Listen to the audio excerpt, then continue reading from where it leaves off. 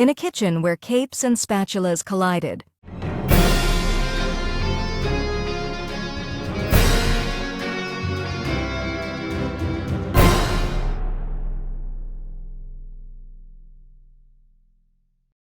Tony Stark's cupcakes were no ordinary confections. They hovered mid-air, each adorned with tiny arc reactors that emitted a soft glow. Jarvis, recalibrate the frosting algorithm. We need more snark. Steve whipped up apple pie, the crust perfectly flaky. Fighting hunger, one slice at a time. But secretly, he wondered if Thor's meat-infused cupcakes would steal the show. Peter's creation? Webbed Wonder cookies.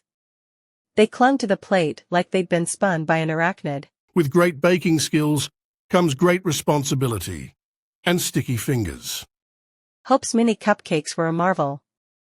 Each one fit on a fingertip, topped with edible glitter. Small in size, big in flavor. Bruce's creation? Rage brownies.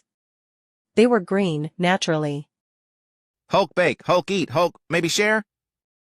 And so, as the cosmic cupcakes cooled, our heroes discovered that saving the world was a piece of cake, literally.